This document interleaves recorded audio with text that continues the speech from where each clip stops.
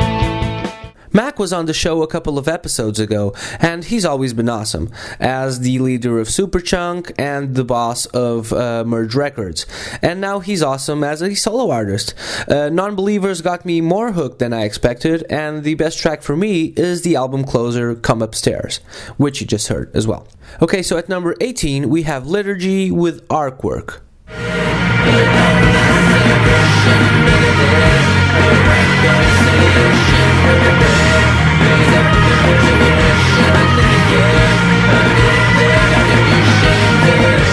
Okay, so Liturgy seemed to have fallen into this sort of black hole of not being cool anymore, which is what most people seem to believe right now. I disagree. I listened to this record quite a lot last year, and I'm pretty much, for the vast quantities of light that shine from it, and I also don't mind the bells at all. What you should put in perspective, though, is that this is not black metal per se, but more like black metal, which is in fact white. White metal. It's what it is to me. Much like, Death Heaven were pink metal with the previous record of a few years ago. So if you're not into that, it's fine. You like what you like. So at number 17, we have Tyler, the Creator with Cherry Bomb. 'Cause girl, you're perfect, but you're too fucking young. And when temptation calls, I never pick up. It's been a few years since everything the Odd Future Gang, or, Wolfgang in this case, everything they seem to put out seems to be really good. Really. Earl Sweatshirt could have been on this list, but I still might enjoy Tyler just that little bit more. I think because of the playfulness, or just the melodies. I don't know. I just really like Tyler, the Creator, and I think this is another excellent work of his, So, at number 16, we have the OCs with Mutilator Defeated at Last.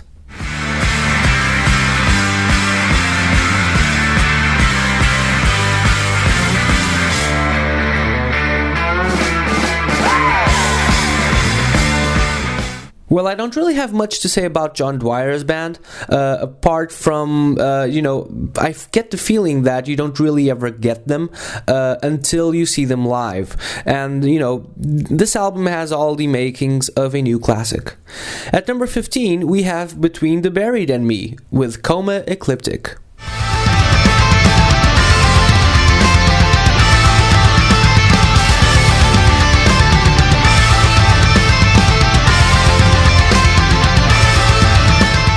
This isn't even the best Between the Buried and Me album for my taste, and that would be Parallax 2, and I'm not even too crazy for progressive metal as a genre.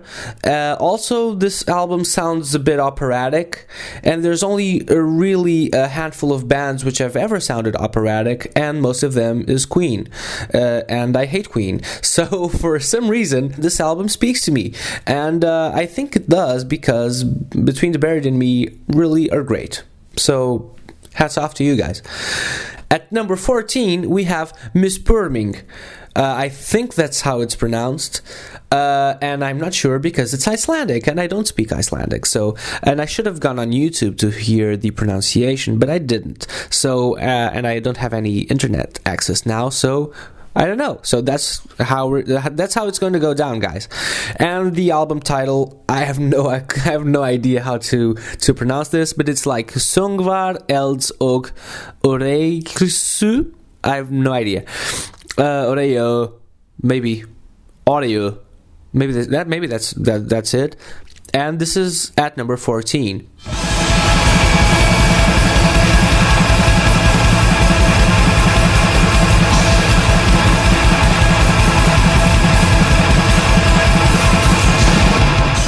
These guys from Iceland seem to have tried to make the most paradigmatic black metal album of all time. And that's what it sounds to me, at least, to my ears. So, what it's ended up sounding is very, very, very, very super cool. This is, pretty much an awesome record. At number 13, King Gizzard and the Lizard Wizard with Paper Mache Dream Balloon.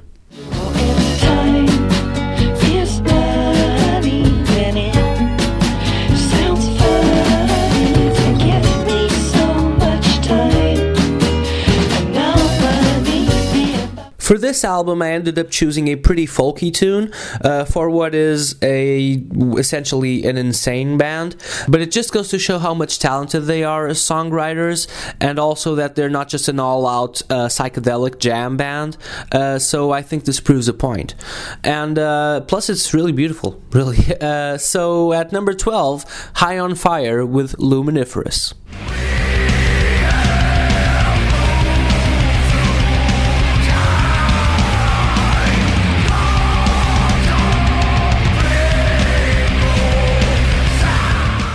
High on Fire are led by Matt Pike, who seems to be a crazy person, and this album pretty much kicks ass from start to finish. So that's all I have on High on Fire. At 11, Tricot with the album And.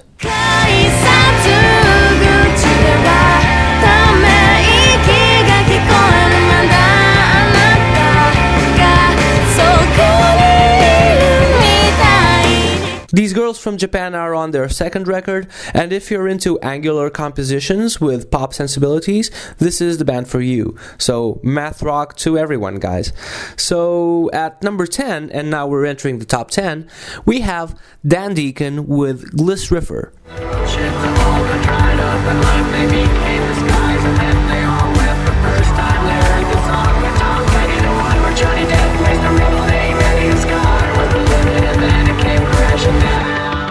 We already had Dan on the show just a couple of episodes ago, and he was just great and hilarious and very creative, as are all of his records.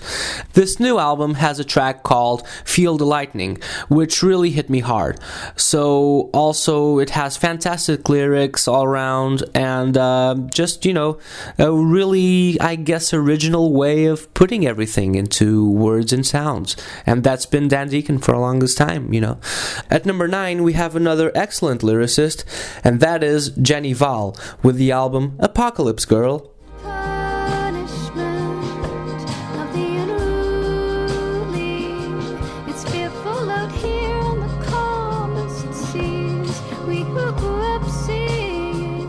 So if you like great lyrics and people who are actually saying something, that's current and progressive, check out Jenny Val. And a little spoiler for future episodes, we'll be having her on the show very soon. So check out Made of Things podcast, as you already are.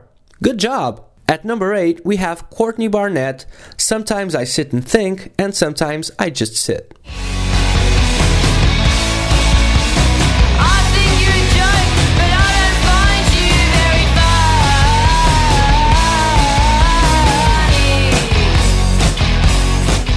This album isn't really a surprise, as it made most of people's best records lists, I think.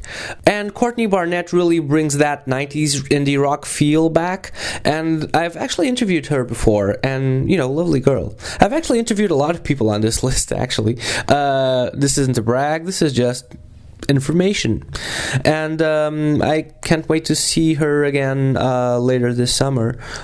She'll be coming back to Portugal, so we'll see how that goes. And at number 7, we have another talented woman. This is Carly Rae Jepsen with Emotion.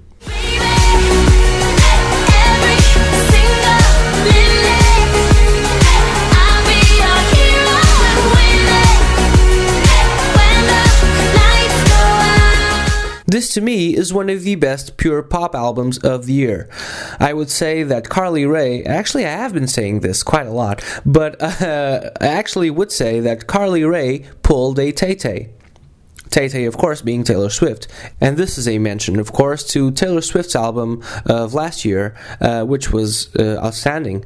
And, I've always liked pop records, whatever the sort, and anti-pop records, whatever the sort, and nothing to do with pop whatsoever records, and something to do with pop records whatsoever, I guess.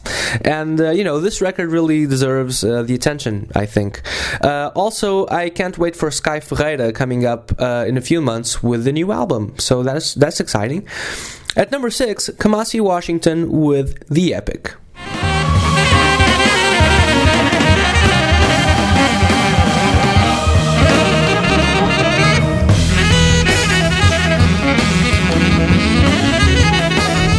Well, I can't really pick a favorite song or bit of music since the album is very extensive, but this is a really impressive album, and I found this while visiting a friend back in London a few months ago. So, thanks for showing me this. This is awesome, and I never heard of him, so, he was on everyone's list, pretty much. So, I guess this is accessible jazz.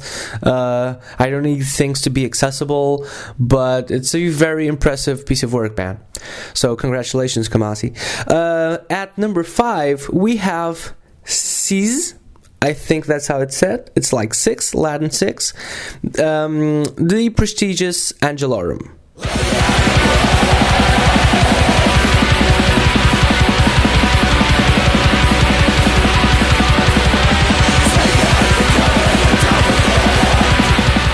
So this is my favorite black metal album of last year. Possibly my favorite metal album of last year, period.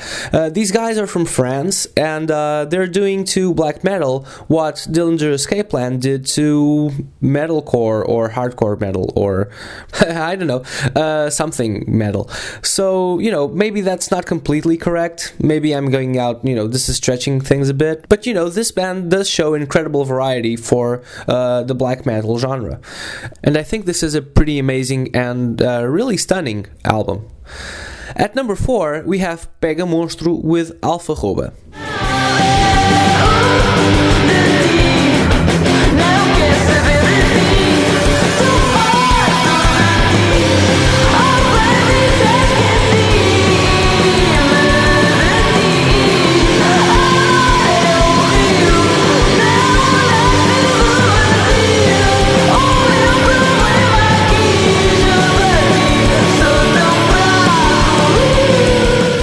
Now, this most likely sounded like gibberish if you're not Portuguese, but trust me, even if you're Portuguese, it does kind of sound like gibberish because you can't really tell the lyrics most of the time. Pega Monstro is a Portuguese band, and what the two girls have done here is most likely the best dirty sounding indie album in Portuguese history. No exaggeration here. This is really fucking amazing. So, you should check out lyrics and use Google Translate or whatever to better understand the lyrics and get some odd translations, I guess, akin to something like, "I'm white as snow, yeah, I've got myself a fucking problem." This in Portugal is pretty much unheard of till now. Okay, so at number 3, we have Titus Andronicus with The Most Lamentable Tragedy.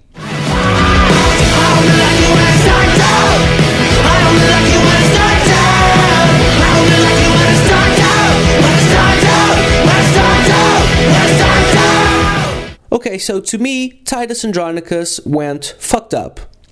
I mean, the band fucked up. You always have to say the band fucked up. We covered this with them, with Jonah the other time, a few episodes back. I really like the new epic Titus Andronicus and this direction they're taking. Also, I saw them live a couple of weeks ago, and try not to miss out because it's a really, really killer show. So moving on to number 2, we have Everything Everything with Get to Heaven.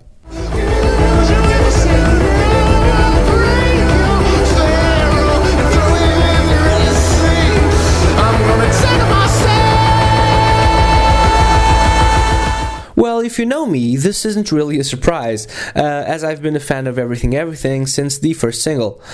To be honest, I don't really love the first few songs on it, which is weird considering that I've always loved everything they've done, even the B-sides and hidden tracks and stuff like that. I've always loved this band, but I understand why these tracks are here and why they're starting the album off this way. I guess it's a more accessible set of songs, I would imagine. But the album quickly turns brilliant and just becomes more and more amazing. This is a band for people who love really intricate melodies and intricate lyrics, and I'm glad that Jonathan Higgs has really gone back to a more intricate style of writing songs and lyrics. I guess they achieved this balance between what they tried to do in previous records, and the result is amazing. amazing, and I can't wait to see where they go next, really. But I'm still, for now, enjoying this album very, very much. So here's a shout out to Jonathan. Hey, man. How are you? Okay, so at number 1, we have Speedy Ortiz with Foiled Ear. I always thought I'd be a benefit to you, and it's always time to call you out, since I'm the one you should be about. Okay, so I don't want to get too conceptual or trite with this, so I won't get into descriptions, but Sadie Dupuis is one of the rawest composers in rock music today, I would say. Both lyrically and with the guitar parts, and it's just like, it's Pavement referenced, but it's not really, really close to Pavement if you're as deeply connected to the band as I am and and as they are, which is obvious, but then I don't think they really sound alike. This is one great album, and you should get to it when you get the chance. Also, you should get to it when you don't get the chance. Okay, so that's my top 25 records. There's stuff that almost made it, or that I still need to listen to more, a few more times, such as, Lightning Bolt could have been on there. Earl Sweatshirt, as I mentioned, could have been on there. I didn't listen to the John Spencer Blues Explosion album, but I've pretty much always liked them, so that could have been something. Kendrick Lamar, Jan St. Werner from Mouse on Mars, that had a solo album in 2015. Steve Hackett, my buddy Steve Hackett, ex-Genesis. Tobias Jesso Jr., who was on the show, excellent album. Author and Punisher, this weird metal guy from somewhere. Built to Spill, always a classic. Glockenwise, this Portuguese band who are really cool and had a really, really good album. And Mgła, I think that's what it's called, this Polish band from Poland. That's a surprise. Okay, so finally we get to the interview. We have on the show this week Matthew Murphy, or better known as Murph, or worser known as Murph, I guess, from the Wombats. So enjoy the conversation, guys.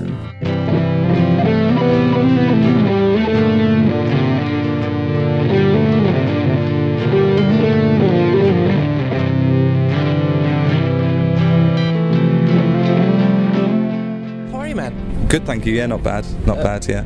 I got a haircut and I can't get my head around it. I was just like, oh, fuck it, let's do something different. And then all day today I'm like I'm so confused. When did you get your haircut? The day before yesterday. Okay, so it's sinking in still. Yeah, I can't get over. I don't know what to do. I'm very beside myself. No, it's just okay. Yeah. It's fine. It's fine. I don't know. I'm not sure. Did you usually have many hair care in your life? I guess. Not really. Quite the opposite. Oh. Yeah, I never really liked going to get my hair cut, but I decided the other day that I wanted something different, and now I'm trying to live with it, but I'm struggling. Do you feel like people think that your hair was expertly styled, or rather the opposite? Like, have you gotten people saying like, "Oh, you must have, to get your hair looking like that, you must, really be dedicated." No, I never did anything really. Whereas now it's shorter and probably more manageable. I'm even more stressed out trying to find new ways to control it. Whereas in the old, a few weeks ago, I wasn't trying to control it. Does it affect your gigs in any way? I think it's gonna. honestly, yeah, I think it's gonna. But we'll see. We'll see. My girlfriend really likes it. Okay. My parents like it. But yeah.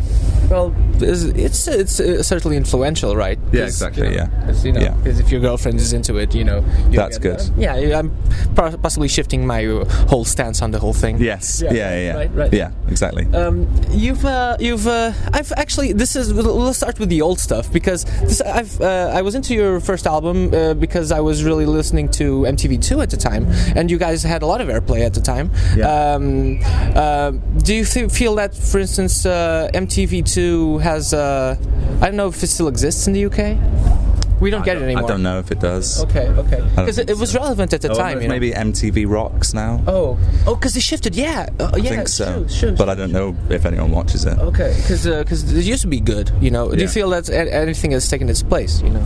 if it was special at all, you know. No, I remember watching MTV2. Yeah, You guys were on a lot. Yeah, there was lots of like cool bands and stuff. But now I don't even. I wouldn't go to a TV to watch music really.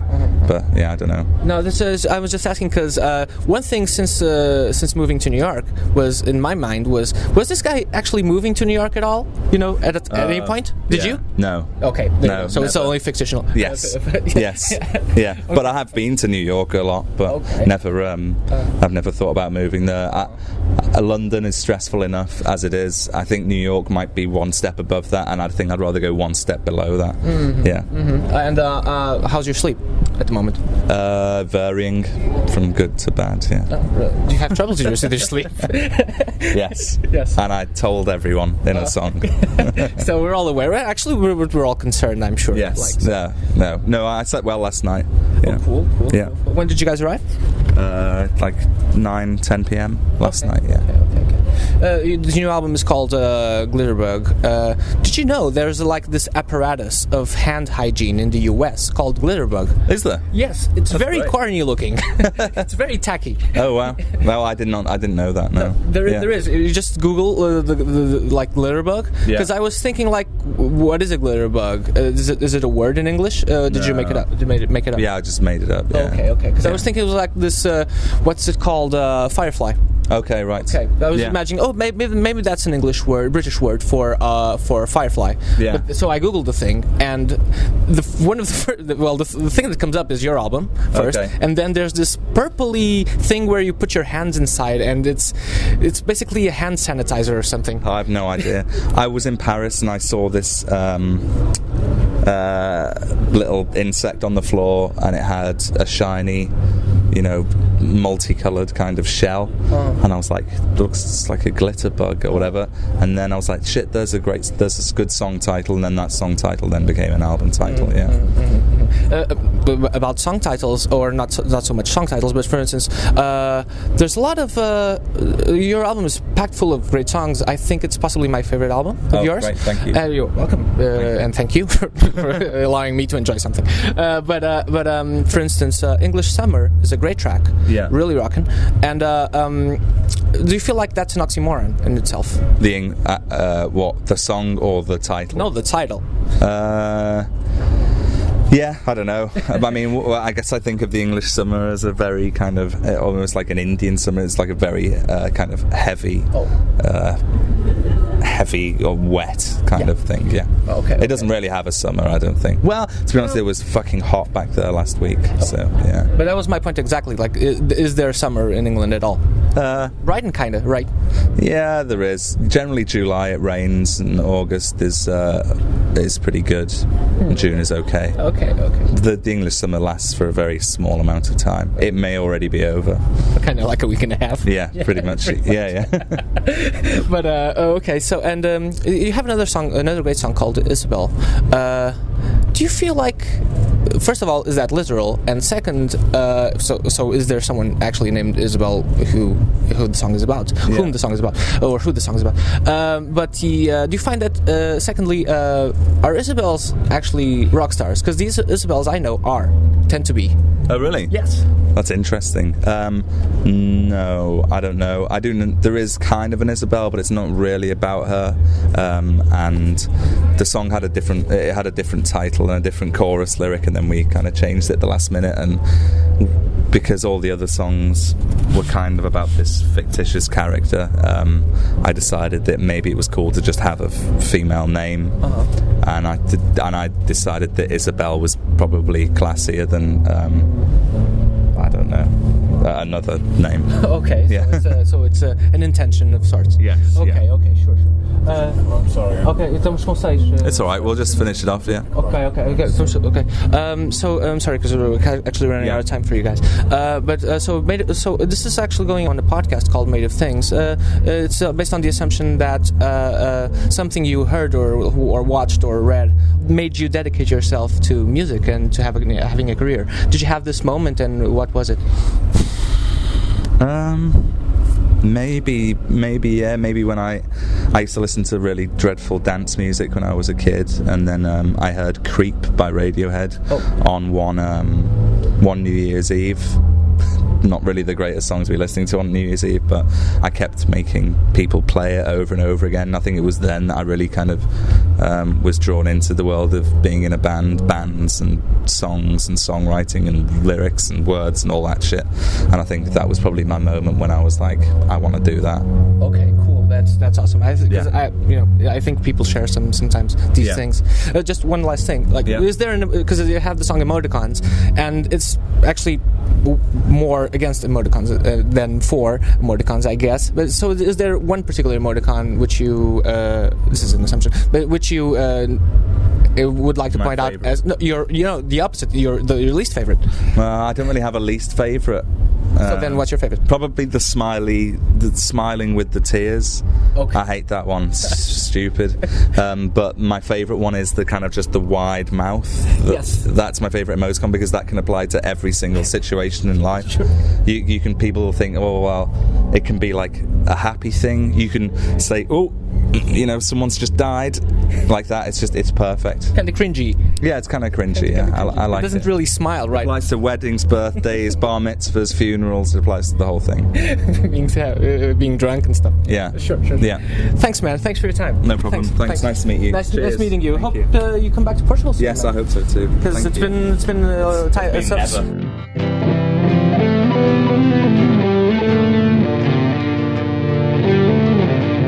That's all the time we had with Matthew Murphy of the Wombats. I hope you enjoyed that. That was pretty fun. I hope we can talk to him again at some point. They were on tour, and this is right before the show, so they were in a bit of a rush. So we ended up having just a little conversation, but still fun. I hope you still enjoyed it, and I hope you come back next week, or maybe even sooner. Even though I tend to promise this or tease you with this, and then it doesn't happen. So, hey, New Year, maybe I can keep my promises. So, I've been laying off the sweets so far. Maybe I can pull this off.